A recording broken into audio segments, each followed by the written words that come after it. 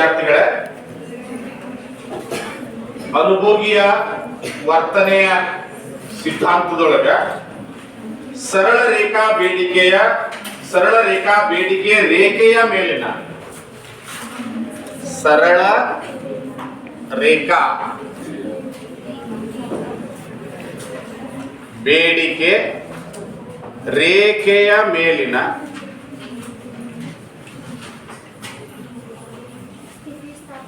ವಿವಿಧ ಸ್ಥಿತಿಸ್ಥಾಪಕತ್ವ ಬಿಂದುಗಳ ಕುರಿತು ವಿವರಿಸಿ, ಬಿಂದುಗಳನ್ನು ವಿಶ್ಲೇಷಿಸಿ ಅನ್ನುವಂಥ ಒಂದು ಕ್ವಶನ್ ಅದು. ರೇಖೆಯ ಮೇಲಿನ ಸ್ಥಿತಿಸ್ಥಾಪಕತ್ವ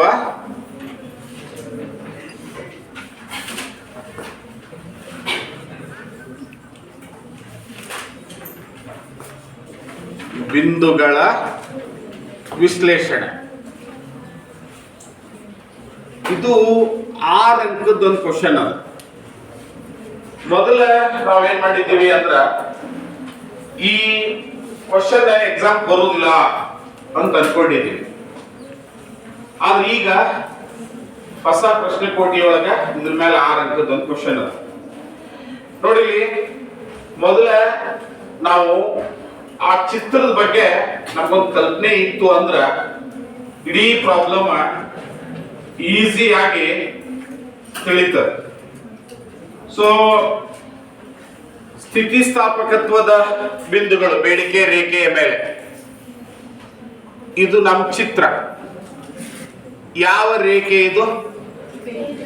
ಬೇಡಿಕೆ ರೇಖೆ. ಯಾವ ರೇಖೆ ಇದು? ಬೇಡಿಕೆ ರೇಖೆ. ಮಧ್ಯದಲ್ಲಿ ಅರ್ಧ a/2 ಅಂತ ಕರಿತೀವಿ ನಾವು. ಈ ಕಡೆ ಪಿ ಲೈನ್ ಇದು. ಇದು ಯಾವ ಲೈನ್ ಇದು? ಪಿ ಲೈನ್ ಅಂದ್ರೆ ಬೆಲೆಯ ರೇಖೆ ಇದು. ಈ ಕಡೆ ಬೇಡಿಕೆಯ ರೇಖೆ. ಇಲ್ಲಿ ನಿಮ್ಗೆ ಎಕ್ಸಾಕ್ಟ್ ಹಾಫ್ ಅಂತ ಅನಿಸ್ಲಿಕ್ಕಿಲ್ಲ, ತಿಳ್ಕೊರಿ ಹಾಫ್ ಅಂತ ಹೇಳಿ. ಹಾಫ್ ಬರ್ಬೇಕದು ಖರೆ ಅಂದ್ರ ನಾವು ಆ ರೀತಿ ಹಾಕಿದ್ರ. ಈಗಿದು ಮಧ್ಯ ಬಿಂದು. ಇಡೀ ಇಲ್ಲಿ ಏನಿರ್ತದಪ್ಪ? ಕ್ಯೂ 0 ಅದ. ಕ್ಯೂ ಏನದಿಲ್ಲಿ? 0 ಅದ. ಪಿ ಪೂರ್ಣ ಐತಿ, ಕೊನೆ ಬಿಂದು 100% ಐತಿ, ಎ ಅದ.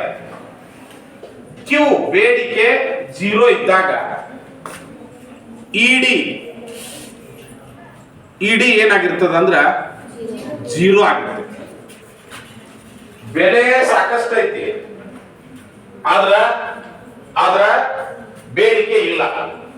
ಅದಕ್ಕೆ ಇಡಿ ಏನಾಗಿದೆ? 0 ಆಗಿದೆ. ಇಲ್ಲಿ ಬೆಲೆ 0 ಅದ. ಬೆಲೆ ಏನದ? 0 ಅದ. ಬೇಡಿಕೆ ಪೂರ್ಣ ಅದ. ಅವಾಗ ಸ್ಥಿತಿಸ್ಥಾಪಕತ್ವ ಏನಿರ್ತದ ಅಂದ್ರ ಇನ್ಫಿನಿಟಿ ಇರ್ತದ. ಏನಿರ್ತದ? ಇನ್ಫಿನಿಟಿ. ಚಂದ ಐತಿ ನೋಡ್ರಿ. ಬೆಲೆ ಏನೈತಿ? 0 ಇದ್ದಲ್ಲೇ ಲಂಬದ ಮೇಲೆ ಬಂದದ. ಯಾವ್ದು 0 ಇರ್ತದ ಅದು ಲಂಬದ ಮೇಲೆ ಬಿಂದು ಇರ್ತೈತಿ. ಬೆಲೆ 0 ಅದ, ಬೇಡಿಕೆ ಪೂರ್ಣ ಅದ, 100% ಬೇಡಿಕೆ ಐತಿ. ಅದಕ್ಕ ಸ್ಥಿತಿಸ್ಥಾಪಕತ್ವ ಏನಿರ್ತದ? ಇನ್ಫಿನಿಟಿ ಇರ್ತದ. ಬೇಡಿಕೆ ಇಲ್ಲಾರ್ದಾಗ ಸ್ಥಿತಿಸ್ಥಾಪಕತ್ವ ಏನಿರ್ತದ? ಇಲ್ಲಿ ಅರ್ಧ. ಇಲ್ಲೇನದ? ಅರ್ಧ. ಇದನ್ನ ನಾವು ಈ ಬಿಂದುವಿಗೆ a/b ಅಂತ ಕರಿತೀವಿ. ಎಂತ ಕರಿತೀವಿ ನಾವು? a/b. a ಅಂದ್ರ ಕ್ಯೂ, ಬಿ ಅಂದ್ರ ಪಿ ಅಂತ ತಿಳ್ಕೊಬೇಕು ನಾವು. ಇನ್ನ ಇಲ್ಲಿ ಮಧ್ಯದಲ್ಲಿ 0 ಅಂದ್ರ a/2b. ಇದು ಏನಿದು? a/2b. ಬೆಲೆಯು ಅರ್ಧ ಅದ, ಬೇಡಿಕೆಯು ಅರ್ಧ ಅದ. ಅವಾಗ ಇಡಿ ಇಸ್ ಈಕ್ವಲ್ ಟು 1 ಇರ್ತೈತಿ. ಇಡಿ ಇಸ್ ಈಕ್ವಲ್ ಟು ಏನಿರ್ತದ? 1 ಇರ್ತದ. ಇಲ್ಲಿಂದ ಇಲ್ಲಿವರೆಗೆ ಇಡಿ ಲೆಸ್ ದ್ಯಾನ್ 1 ಇರ್ತೈತಿ. 0 ದಿಂದ 1 ರವರೆಗೆ ಏನಿರ್ತೈತಿ? Less than. 0 ಇಂದ 1 ರವರೆಗೆ ಇರ್ತೈತಿ. ಇದ್ರ ಒಳಗಿನ ಬಿಂದುಗಳೆಲ್ಲ ಲೆಸ್ ದ್ಯಾನ್ 1 ಇರ್ತಾವ. ಇದ್ರ ಮ್ಯಾಲಿನ ಬಿಂದುಗಳು ಗ್ರೇಟರ್ ದ್ಯಾನ್ 1 ಇರ್ತಾವ. ಇಡಿ ಈಸ್ ಗ್ರೇಟರ್ ದ್ಯಾನ್ 1 ಇರ್ತಾವ. ಇನ್ನ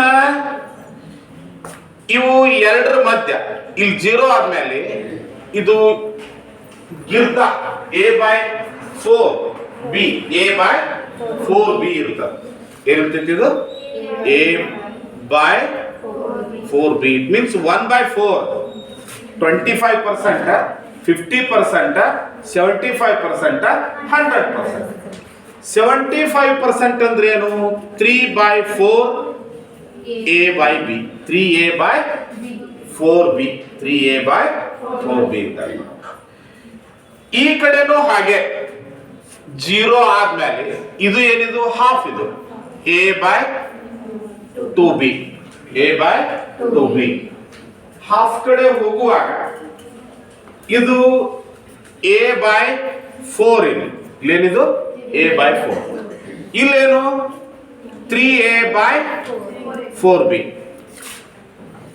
25%, 50%, 75%, 100%. ನೋಡಿ 25% ಹೆಂಗಪ್ಪ? 1/4 into 100. 4 1 4 25 8% ಆತು. 25% ಎರಡು ಕಡೆ ಅರ್ಥ ಆಯ್ತಾ? a/4b ಅಂದ್ರೆ 50% ಅಂದ್ರೆ 1/2 into 100. 2 1 ಜಾ 250 ಜಾ 50%. 3/4 ಅಂದ್ರೆ 4 1 4 25 25 75. ಗೊತ್ತಾಯ್ತಾ? 1 into 100 ಅಂದ್ರೆ 100%. ಅದಕ್ಕೆ ಇಲ್ಲಿ ಏನ್ ಬರಿತೀವಿ ನಾವು? 1 ಅಟ್ಟ ಬರಿತೀವಿ. 1a/1b. ಇದೇನಿದು? 1a/1b. ಇದು 3/4 a/b.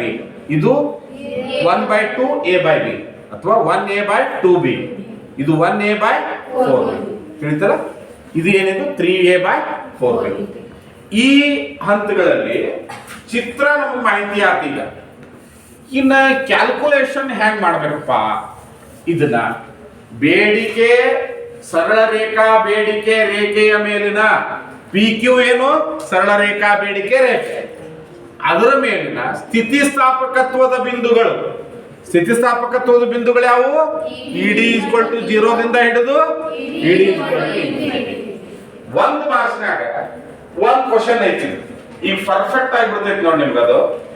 ಬೇಡಿಕೆ ರೇಖೆಯ ಮೇಲಿನ ಒಂದು ಸರಳ ರೇಖಾ ಬೇಡಿಕೆ ರೇಖೆಯ ಮೇಲೆ ಬೇಡಿಕೆ ಸ್ಥಿತಿಸ್ಥಾಪಕತ್ವದ ವಿವಿಧ ಬಿಂದುಗಳು ಈ ನಡುವೆ ಇರುತ್ತವೆ. 0 ದಿಂದ ಇನ್ಫಿನಿಟಿ. ಅರ್ಥ ಆಯ್ತಲ್ಲ? ಈಗ ಒಂದ್ ಮಾರ್ಕ್ಸಿಂದು.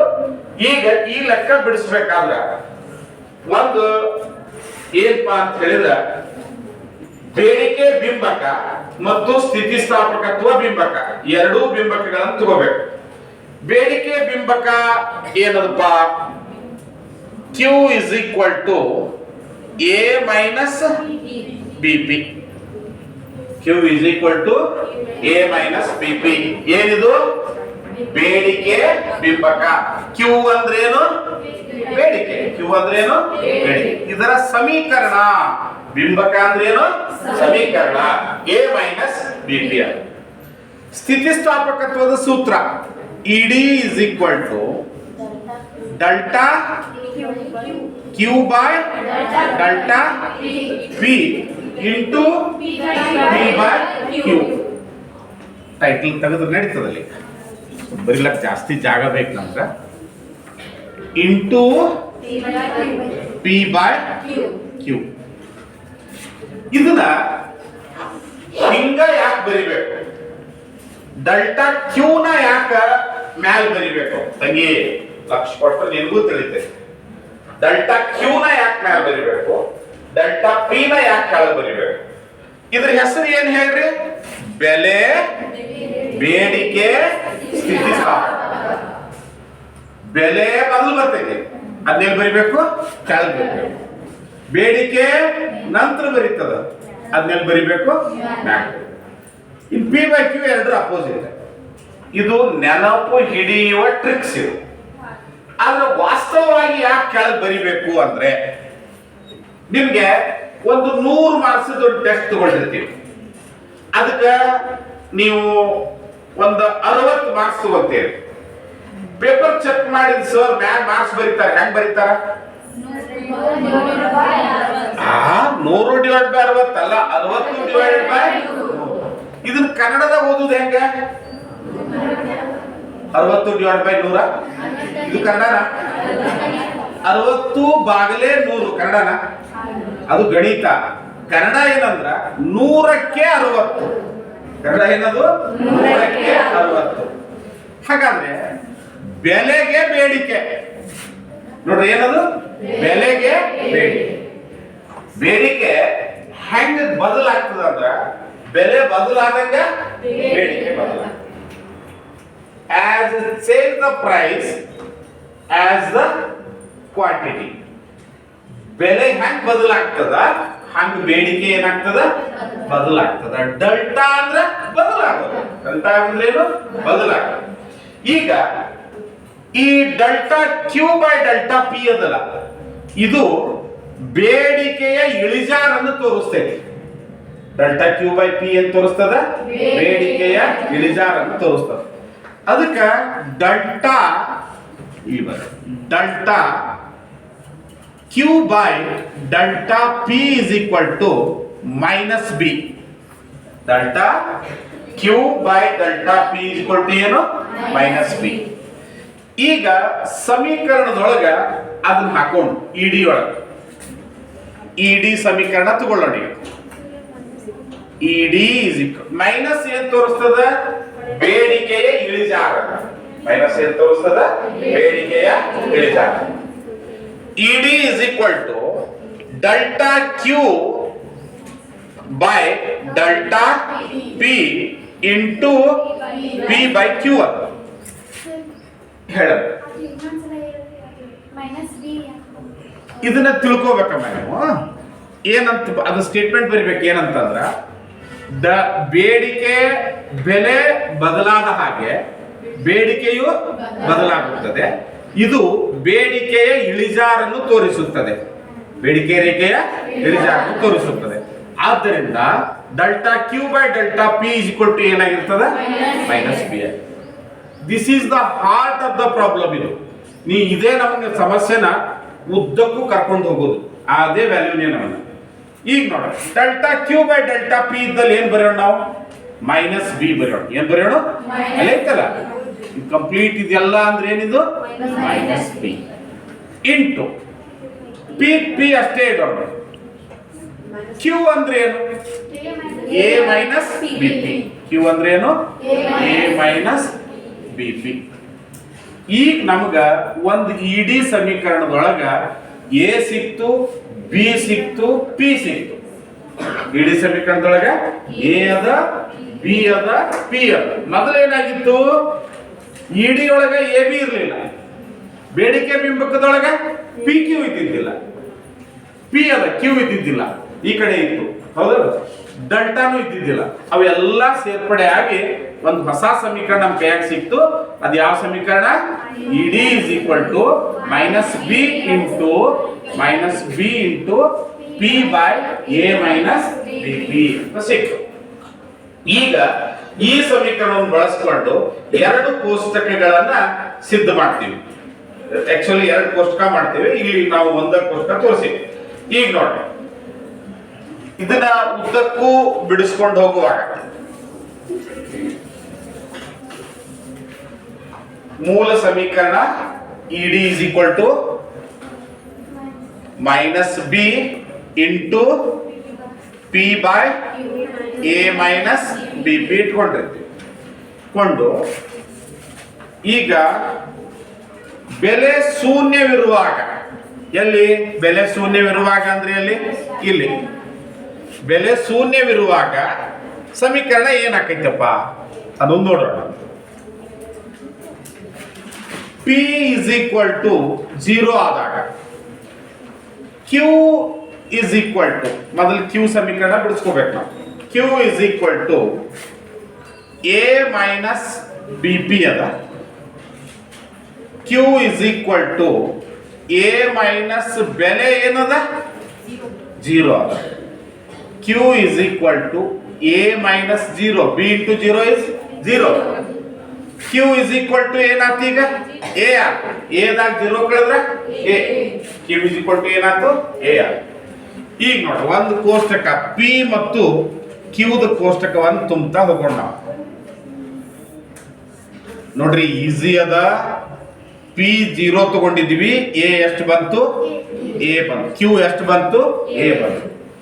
ಈಗ ಎರಡನೇದು ಏನ್ ಮಾಡೋಣ ಅಂತ ಹೇಳಿದ್ರ ಕ್ಯೂ 0 ತಗೊಳ್ಳೋಣ. ಎರಡನೇದು ಏನ್ ಮಾಡೋಣ ಈಗ ಕ್ಯೂ 0 ತಗೊಳ್ಳೋಣ. ಕ್ಯೂ 0 ತಗೊಂಡಾಗ ಏನಾಗ್ತದ ನೋಡೋಣ. Q is equal to 0. Q ಎಲ್ಲದ ನೋಡ್ರಿ ಬಹಳ ಸರಳ. ಆ ಅಕ್ಷರಗಳಿದ್ದಲ್ಲ ವ್ಯಾಲ್ಯೂ ಹಾಕ್ತಿವಿ ಅಷ್ಟೇ, ದೊಡ್ಡ ಗಣಿತ ಅಲ್ಲಿದ್ದು. ಕ್ಯೂ 0 ಅದ is equal to A minus B P. 0 ಅಂದ್ರೆ ಏನು ಇಲ್ಲ, ಅದನ್ನ ಬಳಸ್ಕೋಬೇಕಾಗಿಲ್ಲ ನಾವು. ಇವಾಗ ನೋಡ್ರಿ ಬಿ ಪಿ ಈ ಕಡೆ ತಂದು ಬಿಡ್ರಿ, ಪ್ಲಸ್ ಬಿ ಪಿ ಆಕೈತಿ. ಹೌದಾ? ಮೈನಸ್ ಬಿ ಪಿ ಹೋಗಿ ಏನಾಕದ plus B P is equal to ಇಡ್ರಿ ಎ ಆಗ. ಈಗ ಪಿ ಇಸ್ ಈಕ್ವಲ್ ಟು ಏನಾಕೈತಿ ನೋಡ್ರಿ A by B. P is equal to ಏನಾಕೈತಿ ಎ ಬೈ ಬಿ. ಹೇಳ್ರಿ ಈಗ ಕ್ಯೂ ವ್ಯಾಲ್ಯೂ ಏನದ 0 ಅದ, ಪಿ ಏನ್ ಬಂತು ಎ ಬೈ ಬಿ. ನೋಡ್ರಿ ಬೆಲೆ 0 ಇದ್ದಾಗ ಬೇಡಿಕೆ ಐತಿ, ಬೇಡಿಕೆ 0 ಇದ್ದಾಗ ಬೆಲೆ ಎಷ್ಟದ ಎ ಬೈ ಬಿ ಅಂತ. ಎಸ್. ಇನ್ನ ಪಿ ಅರ್ಧದಷ್ಟಿದ್ದಾಗ ಅಂದ್ರ ಪಿ ಇಸ್ ಈಕ್ವಲ್ ಟು ಅರ್ಧ ಅಂದ್ರ ಎ ಬೈ 2b. ಅರ್ಧ ಅಂದ್ರ ಎ ಬೈ 2b ಇಲ್ಲದಲ್ಲ, ಎ ಬೈ 2b ಇದ್ದಾಗ ಏನಾಗ್ತದ ನೋಡೋಣ. ಈ ರೀತಿ ಕ್ಯಾಲ್ಕುಲೇಷನ್ ಮಾಡ್ಬೇಕು ನೀವು. Q is equal to A minus B into P ಏನಂತ ಹೇಳ್ರಿ ಎ ಬೈ 2b. ಇ ಬಿ ಕ್ಯಾನ್ಸಲ್ ಆಗ್ತದೆ ಇಲ್ಲ, ಕ್ಯಾನ್ಸಲ್ ಆಗ್ತದೆ. ಲಸ 2 ಬಂತು, 2 ಒಂದ್ಲೆ 2 ಎ ಮೈನಸ್ ಎ. ನೋಡ್ರಿ ಲಸ ಎಷ್ಟು ಬಂತು 2 ಬಂತು. ಇದ್ರ ಕೆಳಗೆ ಏನಿಲ್ಲ ಅಂದ್ರೆ 1 ಇರ್ತದೆ. Into 2 1 2 2 ಒಂದ್ಲೆ 2. 2 into A 2a minus A into 1 A. 2a ದಾಗ 1 ಎ ಕಳೆದ್ರೆ 1a, ಎ ಬೈ 2 ಬಂತು. ನೋಡ್ರಿ ಎ ಬೈ 2b ಇದ್ದಾಗ ಏನು ಪಿ ಎ ಬೈ 2b ಇದ್ದಾಗ ಕ್ಯೂ ಎಷ್ಟು ಬಂತು ಎ ಬೈ 2 ಬಂತು. ಎ ಬೈ 2 ಬಂತು. ಪಿ ಮತ್ತು ಕ್ಯೂ ಗಳನ್ನ ಎ ಮತ್ತು ಬಿ ಗಳಲ್ಲಿ ವ್ಯಕ್ತಪಡಿಸ್ಲಿಕ್ಕೆ ನಾವು. ಇನ್ನ ನೆಕ್ಸ್ಟ್ ಮೂರನೇದು ಪಿ ಮೂರನೇದು P is equal to A by 4b. A by 4b, A by 4b ಇದ್ದಾಗ ಎಲ್ಲೈತಿ ಲಾಸ್ಟ್ ಪಾಯಿಂಟ್ ಇಲ್ಲ ನೋಡಿ. ಇನ್ನ ಒಂದು ಉಳಿದೈತಿ, ಯಾವ್ದು ಉಳಿದದ 3/4 ಉಳಿದೈತಿ. ಎಸ್. ಎ ಮೈನಸ್ ಬಿ ಹೇಳ್ರಿ ಎ ಬೈ 4b. ಈಗ ನೋಡ್ರಿ B B cancel. 4 ಒಂದ್ಲೆ 4a minus 1a ಅಂದ್ರೆ 3a. 3a ಬೈ 4 ಅದ. ಬೇಕಿದ್ರೆ ಲಸ ತೆಗೆದು 4 4 ಇದ್ರ ಮೇಲೆ 1 4 into A 4a minus 1a. 4a ದಾಗ 1a ಕಳೆದ್ರೆ 3a ಬೈ 4. 3a ಬೈ 4 ಏನು ಪಿ ಎ ಬೈ 4b ಇದ್ದಾಗ 3a ಬೈ 4 ಬರ್ತದೆ. ಇನ್ನು ಲಾಸ್ಟಿಗೆ ಪಿ 3a ಬೈ 4b ಇದ್ದಾಗ ಏನಿದ್ದಾಗ 3a ಬೈ 4b ಇದ್ದಾಗ a ಮೈನಸ್ b ಇದು ಏನು 3a. ಏನಿದು 3a by 4b. b cancel. ಕೆಳಗೆ 4 ಅದ, ಮತ್ತೆ 4a ಮೈನಸ್ 3a. ಹೌದಲ್ಲ 3a. 4a ದಾಗ 3a ಕಳೆದ್ರೆ 1. ಈಗೇನ್ ಬಂತಿದ್ದನ್ನ 3a ಬೈ 4b ತಗೊಂಡಾಗ 3a ಬೈ 4b ತಗೊಂಡಾಗ ಏನ್ ಬಂತಿದ್ದು a ಬೈ 4. ಇದು ಒಂದು ಕೋಷ್ಟಕ ಕಂಪ್ಲೀಟ್ ಆಗ. ಒಂದು ಕೋಷ್ಟಕ ಏನಾಯ್ತು ಕಂಪ್ಲೀಟ್ ಆಗ. ಅದಂಗೆ ನೀವು ಈ ವ್ಯಾಲ್ಯೂಗಳು ತಿಳ್ಕೊಳ್ಳೋದವಲ್ಲ, ಈ ವ್ಯಾಲ್ಯೂಗಳನ್ನು ತಿಳ್ಕೊಳ್ಳೋ ಒಂದು ನೀವು ಇವ್ಕರ್ನೆಲ್ಲ ಇಲ್ಲೇ ಅದಾವ ನೋಡ್ರಿ. 0 ಐತಿ, 0 ಆದ್ಮೇಲೆ a ಬೈ ಬಿ ಅದ, a ಬೈ ಬಿ ಆದ್ಮೇಲೆ ಬೇಕಿದ್ರ 3a/4b ಇಟ್ಕೊಳ್ರಿ, ಇಲ್ಲೇ ಇಟ್ಕೊಳ್ರಿ ನಡೀತೈತಿ. ಆಮೇಲೆ a ಬೈ 2b ಅದ, ಆಮೇಲೆ a/4b ಅದ. ಇವ್ಕರ್ನ ಅಷ್ಟ ಹಾಕೊಂಡ್ರೆ ಈ ಕ್ಯಾಲ್ಕುಲೇಷನ್ ತಾನೇ ಸಿಗ್ತದೆ, ಕ್ಯೂ ತಾನೇ ಸಿಗ್ತದೆ. ಅಥವಾ ಇದನ್ನರ ಬೈಪಟ್ ಮಾಡಿ ಇದನ್ನರ ಯಾವ್ದಾರ ಒಂದನ್ನ ನೀವು ಪರ್ಫೆಕ್ಟ್ ತಿಳ್ಕೊಂಡ್ರೆ ಬಹಳ ಸರಳ. ಹೆಂಗ್ ನೋಡ್ರಿ 0 25%, 50%, 75%, 100%. 100% ಅಂದ್ರೆ a/4b, 75% ಅಂದ್ರೆ 3/4 a/b, 50% ಅಂದ್ರೆ 1/2 a/b, 25% ಅಂದ್ರೆ 1/4 a/b. ಇಷ್ಟ ತಿಳ್ಕೊಂಡ್ರು ಕೂಡ ಬಿಡಿಸ್ಬೋದು. ಇದು ಒಂದು ಹಂತ ಆತು. ಲಾಸ್ಟ್ ಮಾತಾಡ್ಲೇಬೇಕು. ಇದು ಒಂದು ಹಂತ ಆತು. ಈಗ ದುಃಖ ನೋಡಿದ್ರೆ ಏನು ತಿಳಿಯಲ್ಲ ನಿಮ್ಗೆ. ಈಗ ಈ 0 ಹೆಂಗ್ ಬಂತು, ಇನ್ಫಿನಿಟಿ ಹೆಂಗ್ ಬಂತು, ಮಧ್ಯದಲ್ಲಿ ವ್ಯಾಲ್ಯೂಗಳು ಹೆಂಗ್ ಬರ್ತಾವು ಅನ್ನೋದನ್ನ ವಿಶ್ಲೇಷಣೆ ಮಾಡ್ಬೇಕು. ಏನ್ ಮಾಡ್ಬೇಕು? ವಿಶ್ಲೇಷಣೆ ಮಾಡ್ಬೇಕು. ಇದಕ್ಕ ಮಾಡಿಸಿರು ನಿಮ್ಮ ಮೊದಲಿನ ಪ್ರಶ್ನೆ ಪತ್ರಿಕೆಯಲ್ಲಿ ಬಹುತೇಕ ಪ್ರಶ್ನೆಗಳು ಜ್ಞಾನದ ವಲಯಕ್ಕೆ ಮಾತ್ರ ಬರ್ತಿದ್ದು, ನಾಲೆಜ್ ಸೆಕ್ಷನ್ ಮಾತ್ರ ಬರ್ತಿದ್ದು.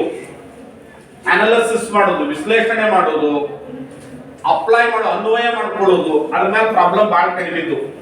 ಇದನ್ನ ಇಲಾಖೆ ಗಮನಿಸಿ ಆ ರೀತಿ ಪ್ರಶ್ನೆಗಳನ್ನು ಪ್ರಶ್ನೆ ಪತ್ರಿಕೆಯ 40% ಭಾಗ, ಲಾಸ್ಟ್ ಬೆಂಚು 40% ಭಾಗ ಇವೇ ಇರಬೇಕು ಅಂತ ಆರ್ಡರ್ ಮಾಡ್ಯಾರ, ಆದೇಶ ಮಾಡ್ಯಾರ. ನಿಮ್ಗೆ ಹಾಕಿ ನಾನು ಬೋರ್ಡ್ನವ್ರು ಆದೇಶ ಮಾಡಿದ್ದಾರೆ, ನಿಮ್ ಗ್ರೂಪ್ನಾಗ ಹಾಕಿ. ಅದಕ್ಕೆ ಈ ರೀತಿ ಪ್ರಶ್ನೆಗಳ ಮೇಲೆ ಗಮನ ಕೊಟ್ರ ನಾವು ಎಕನಾಮಿಕ್ಸ್ ಅನ್ನ ಔಟ್ ಆಫ್ ಔಟ್ ಮಾಡ್ಲಿಕ್ಕೆ ಸಾಧ್ಯ ಇದೆ. ಹೋದ ವರ್ಷ ಅಚ್ಚಿ ವರ್ಷದ ರಿಸಲ್ಟ್ ನೋಡಿದ್ರ ಬರೀ ಸರಳ ಪ್ರಶ್ನೆಗಳೇ ಇದ್ದುದರಿಂದ ಸುಮಾರು ಸಾವಿರಾರು ವಿದ್ಯಾರ್ಥಿಗಳು 100 ಮಾಡ್ಯಾರ. ಅದ್ರ ಹಿಂಗ್ಯಾಕ್ ಮಾಡ್ತಾರ ಅಂತ ನೋಡಿದ್ರೆ ಈ ರೀತಿ ಇಲಾಖೆ ಗಮನಕ್ಕೆ ಬಂದ. ಈಗ ನೋಡಿ, ಈ ನೆಕ್ಸ್ಟ್ ನಾವು ಇಡೀ ಈಕ್ವೇಶನ್ ಹಚ್ಕೋಬೇಕು. ಈ ಈಕ್ವೇಶನ್ ದಾಗ ಹಾಕಿ ನೋಡ್ಬೇಕು ವ್ಯಾಲ್ಯೂಗಳನ್ನ. ಇಡ್ತಾನೆ ಯಾವ ಈಕ್ವೇಶನ್ ದಾಗ ಹಾಕಿವಿ? ಸರಳ ರೇಖಾ ಬೇಡಿಕೆ ಬಿಂಬಕ ಮೇಲೆ ಹಾಕಿವಿ. ಈಗ ಎದ್ರಾಗ ಬೆಲೆ ಹಾಕ್ತಿವಿ? ಸ್ಥಿತಿಸ್ಥಾಪಕತ್ವ, ಬೆಲೆ ಬೇಡಿಕೆ ಸ್ಥಿತಿಸ್ಥಾಪಕತ್ವದಲ್ಲಿ ಹಾಕ್ತಿವಿ. ಈಗ ನೋಡಿ, P = 0, Q = A ಇದ್ದಾಗ, P = 0, Q = A ಇದ್ದಾಗ ಏನಾಗ್ತದೆ ನೋಡೋಣ. ED = -B into P ಅದ. P ಏನದ? 0 by A - B into QA ಅಲ್ಲ, PK ಅಲ್ಲ, BP ನೇ ಬರಿಬೇಕಷ್ಟೇ. ನೋಡ್ರಿ ಏನ್ರ ಅಲ್ಲ, Q ಇಲ್ಲೇ ಇಲ್ಲ, ಹೌದಲ್ಲ? ED = P ಎಷ್ಟೈತಿ? 0, BP 0, B into 0. ಇವಾಗ ನೋಡ್ರಿ, ED = -B into 0 by any number is 0. 0 by any number is 0. ED = -B ಆಗ್ತದೆ. ED ಏನಾಗ್ತದ? -B ಆಗ್ತದ. ಸಾರಿ ನೋಡಿ, ನಾನು ತಪ್ಪಲಿಕ್ಕತ್ತೀನಿ. ಎನಿ ನಂಬರ್ ಇಂಟು 0 ಏನಾಕೈತಿ? 0. Any number into 0 is 0. ಹಾಗಾದ್ರೆ ED ಏನಾಗ್ತಿಲ್ಲಿ? 0 ಆಗ್ತದೆ. ಏನ್ 0 ಇದ್ದಾಗ ಸ್ಥಿತಿಸ್ಥಾಪಕತ್ವ 0 ಆಕೈತಿ? ಬೆಲೆ 0 ಇದ್ದಾಗ ಸ್ಥಿತಿಸ್ಥಾಪಕತ್ವ ಏನಾಕೈತಿ? 0 ಆಕೈತಿ. ನೋಡ್ರಿ, ಎಲ್ಪ ಬೆಲೆ 0 ಅದ, ಈ ಲೈನ್ ಮೇಲೆ ಬೆಲೆ ಏನೈತಿ? 0 ಅದ. ಇಲ್ಲಿ ಅಲ್ಲ, ಇಲ್ಲಿ P 0 ಅದ, Q ಫುಲ್ ಐತಿ. ಬೆಲೆ ಇಲ್ಲದೆ ಇದ್ದಾಗ, ಬೇಡಿಕೆ ಇದ್ದಾಗ ED ಏನಾಕೈತಿ? 0 ಆಕೈತಿ. ಕರೆಕ್ಟ್ ಆಯ್ತಾ? ಇದು 0 ಹೆಂಗ್ ಬಂತ ಅನ್ನೋದು ಗೊತ್ತಾಗ್ತಲ್ಲ? ಎಸ್. ಇನ್ನ ನೆಕ್ಸ್ಟ್ ನಾವು ಎಲ್ಲಿ ವ್ಯಾಲ್ಯೂ ತಗೊಂಡಿವಿ ನೋಡ್ರಿ, ಇವೇ ವ್ಯಾಲ್ಯೂ ತಗೊಂಡಿವಿ. 0 A. ಅಂದ್ರೆ ನೆಕ್ಸ್ಟ್ ED ಹೋಗಕ್ ನಮ್ಗೆ ಇದು ಈಸಿ ಆಕೈತಿ. ನೆಕ್ಸ್ಟ್ ಯಾವಪ್ಪ? P = A/B, Q = 0. ಎಲ್ಲಿ ತಗೊಳಕತ್ತೀವಿ ವ್ಯಾಲ್ಯೂ? ಇಲ್ಲೇ ತಗೊಳಕ. ಅಂದ್ರೆ ಕೋಷ್ಟಕ ಯಾಕೆ ಮಾಡ್ಬೇಕು ಅನ್ನೋದು ಗೊತ್ತಾಗ್ತಲ್ಲ ನಿಮ್ಗೆ. ಹೇಳ್ರಿ P is equal to A by B, Q is equal to 0. Q is equal to 0. ಈಗ ನೋಡ್ರಿ ED is equal to minus B. ED is equal to ಏನು minus B into P by Q ಏನದು minus B into P by Q. ಇದ್ರಾಗ value ಹಾಕೋದು ಹೋಗೋಣ. ಇದ್ರಾಗ ಬೇಡ, ಇದ್ರಾಗ ಹಾಕೋಣ. ಅದೇ ಅದ್ರಾಗ ಹಾಕಿದ್ರು ಬಂತದ, ಅದಕ್ಕೆ ಪ್ರಾಬ್ಲಮ್ ಆಯ್ತು. ಈಗ ಇದ್ರಾಗ ಹಾಕಿದ್ರೆ ಇನ್ನೂ ಈಸಿ ಆಗೈತೆ.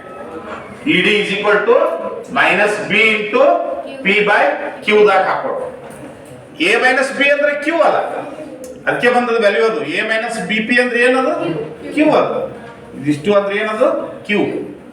ಈಗ ನೋಡಿ ED is equal to minus B ಅದ, P ಎಷ್ಟದ A by B ಅದ. ಲಕ್ಷ ಕೊಟ್ಟು ನೋಡ್ರಿ, EB ಕ್ಯಾನ್ಸಲ್ ಆಗೈತಿ. ಬೈ ಅದಲ್ಲ, ಇದನ್ನ ಹಿಂಗ್ ಇಡ್ತೀನಿ ನಾನು, ಇದನ್ನ ಹಿಂಗ್ ಇಡ್ತೀನಿ. Q ಏನದ 0 ಅದ. ಮ್ಯಾಗ ಏನು ಉಳಿತು ಮೈನಸ್ A by 0 ಉಳಿತು. Any number by 0 is infinity. Any number by 0 is ಏನದು infinity.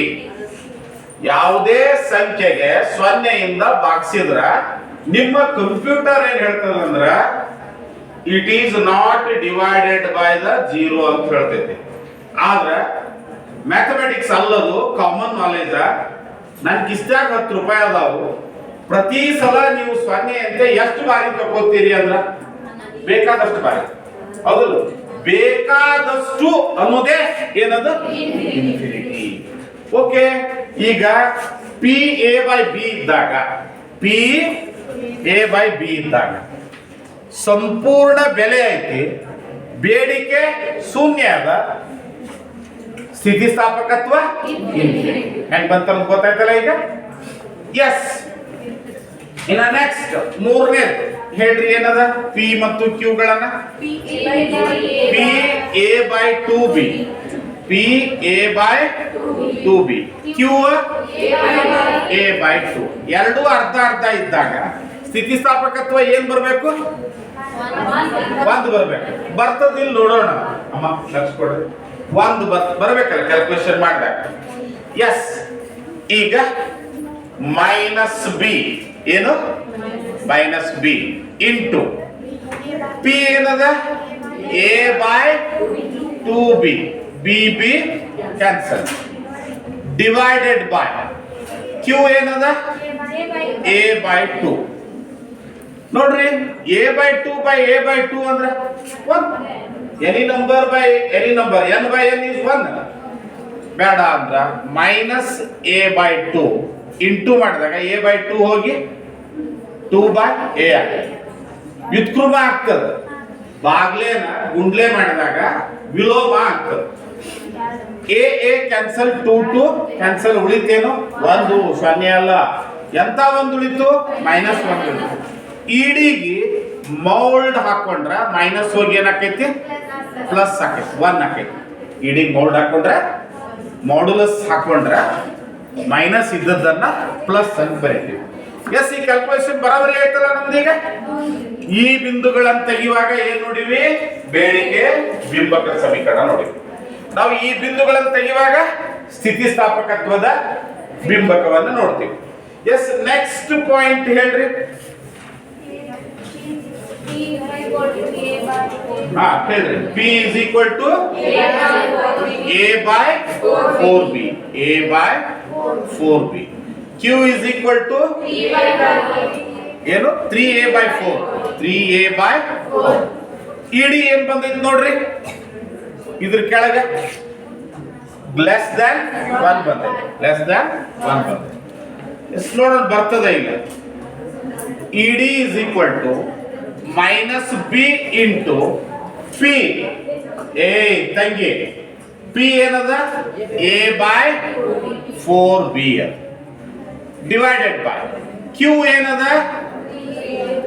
3A by 4.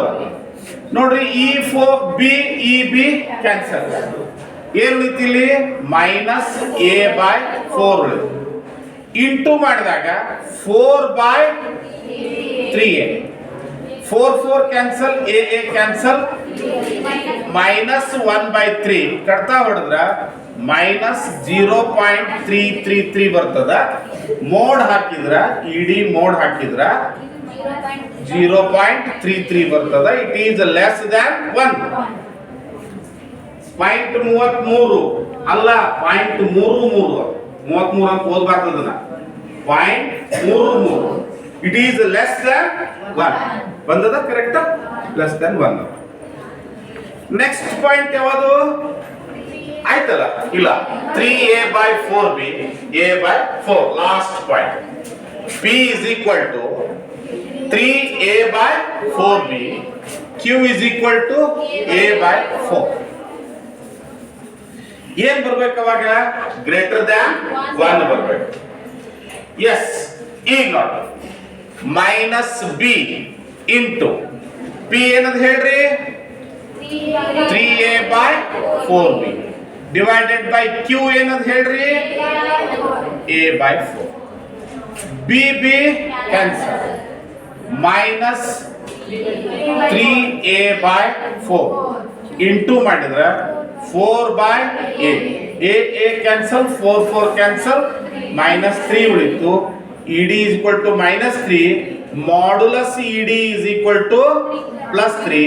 it is greater than 1 ಅಂತ ಈ ರೀತಿ ವ್ಯಾಲ್ಯೂಗಳನ್ನು ಹಾಕಿ ಕೊನೆಗೆ ಈ ಸಮೀಕರಣದ ಬಗ್ಗೆ ಒಂದೆರಡು ಮಾತು ಬರಿಬೇಕು. ರೇಖಾಚಿತ್ರದಲ್ಲಿ ಸರಳ ರೇಖಾ ಬೇಡಿಕೆಯ ಮೇಲಿನ ವಿವಿಧ ಬಿಂದುಗಳು ವಿಭಿನ್ನವಾಗಿರ್ತಕ್ಕಂಥ ಬೇಡಿಕೆ ಸ್ಥಿತಿಸ್ಥಾಪಕತ್ವವನ್ನು ಹೊಂದಿವೆ. ಅವು 0 ಮತ್ತು ಅನಂತದ ಮಧ್ಯೆ ಇವೆ ಅಂತ ಹೇಳಬೇಕು. ಬೇಡಿಕೆ ಎ ಇದ್ದಾಗ ಇಡಿ ಏನದ? ಇನ್ಫಿನಿಟಿ, ಶೂನ್ಯವಾಗದ. ಬೇಡಿಕೆ ಎ ಇದ್ದಾಗ ಬೇಡಿಕೆ ಎ ಆಗಿದ್ದು ಸ್ಥಿತಿಸ್ಥಾಪಕತ್ವ ಇಡಿ ಏನಾಕದ? 0 ಆಕೈತಿ. ಈ ರೀತಿ ಆ ವಿವಿಧ ಬಿಂದುಗಳನ್ನು ಯಾವಾಗ ಲೆಸ್ ದ್ಯಾನ್ 1 ಆಕೈತಿ, ಯಾವಾಗ ಗ್ರೇಟರ್ ದ್ಯಾನ್ 1 ಆಕೈತಿ, ಯಾವಾಗ ಇಸ್ ಈಕ್ವಲ್ ಟು 1 ಆಕದ ಹೇಳ್ರಿ. ಬೇಡಿಕೆಯೂ ಅರ್ಥ ಇರ್ತೈತಿ, ಬೆಲೆಯೂ ಅರ್ಥ ಇರ್ತದ, ಅವಾಗ 1ಗೆ ಸಮ ಆಗ್ತದ. ಈ ಬಿಂದುಗಳ ಬಗ್ಗೆ ವಿವರಣೆ ಕೊಡಬೇಕು. ಇಲ್ಲಿ ಇನ್ನೊಂದ್ ಸಲ ತಿಳ್ಕೊಳ್ರಿ. ಮೊದಲು ನಾವು ಯಾವ ಬಿಂಬಕವನ್ನು ಬಿಡಿಸ್ತೀವಿ? ಬೇಡಿಕೆ. ಅವಾಗ ಒಂದು ಕೋಷ್ಟಕ ಸಿಗ್ತದೆ. ಆ ಕೋಷ್ಟಕದ ಪಿ ಮತ್ತು ಕ್ಯೂ ಗಳನ್ನು ತಗೊಂಡು ಸ್ಥಿತಿಸ್ಥಾಪಕತ್ವದ ಸಮೀಕರಣ -b ಇಂಟು p/q ದೊಳಗ ವ್ಯಾಲ್ಯೂ ಹಾಕೋತ ಹೋಗ್ತೀವಿ. ಅವಾಗ ನಮ್ಗೆ ಇಡಿ ವಿಶ್ಲೇಷಣೆ ಆಗ್ತದೆ. ಯಾವ ವಿಶ್ಲೇಷಣೆ ಆಗ್ತದ? ಇಡಿ ವಿಶ್ಲೇಷಣೆ. ನಿಮಗೆ ಬಾಳ ಟಫ್ ಅನ್ಸಿದ್ರ ಈ ಇನ್ನ ಈಗೇನ್ ಕ್ಯಾಲ್ಕುಲೇಷನ್ ಮಾಡಿವಲ್ಲ, ಇದನ್ನೇನು ಮಾಡಕ್ ಹೋಗ್ಬೇಡ್ರಿ. ಕೇವಲ ಚಿತ್ರ ಹಾಕ್ರಿ. ಆಮೇಲೆ ಒಂದೇ ಕ್ಯಾಲ್ಕುಲೇಷನ್ ಇತ್ತಲ್ಲ, ಬೇಡಿಕೆ ಬಿಂಬಕ ಹಾಕೊಂಡು q is equal, ಆ ಕ್ಯಾಲ್ಕುಲೇಷನ್ ಮಾಡಿ ಈ ಕೋಷ್ಟಕ ಬರೀರಿ. ಲಾಸ್ಟಿಗೆ ವಿವರಣೆ ಕೊಡ್ರಿ. p0 ಇದ್ದಾಗ, qa ಇದ್ದಾಗ ಇಡಿ ಏನಾಗ್ತದ ಅದನ್ನ ಬರ್ಕೋತ್ ಬರೀರಿ. ಅದನ್ನೊಂದು ಬೇಕಿದ್ರೆ ಇನ್ನೊಂದು ಕಾಲಮ್ ಮಾಡ್ಕೊಂಡ್ಬಿಡ್ರಿ. ಇಲ್ಲಿ ಇನ್ನೊಂದು ಕಾಲಮ್ ಮಾಡ್ಕೊಂಡು ಆ ವಿವರಣೆಯನ್ನ ಬಾಯಿ ಮಾತಿನಿಂದ ಬರೀರಿ. ಬರವಣಿಗೆ ಥಿಯರಾಟಿಕಲ್ ಆಗಿದ್ದು ಏನ್ ಮಾಡ್ರಿ, ಬರೀರಿ, ನಡೀತದ. ಆದಷ್ಟು ಕ್ಯಾಲ್ಕುಲೇಷನ್ ಮಾಡ್ಲಿಕ್ಕೆ ಸ್ವಲ್ಪ ಪ್ರಯತ್ನ ಮಾಡ್ರಿ. ನಿಮ್ ಕೈಯೊಳಗ ರೆಡಿಮೇಡ್ ನೋಟ್ಸ್ ಐತಿ, ಒಂದು 3-4 ಬಾರಿ ಪ್ರಯತ್ನ ಮಾಡ್ರಿ. ಇನ್ನೂ ಒಂದು ಬಾರಿ ಇದ್ರ ಮೇಲೆ ಏನ್ ಮಾಡೋಣ, ಕ್ಲಾಸ್ ಮಾಡೋಣ. ಮಸ್ಟ್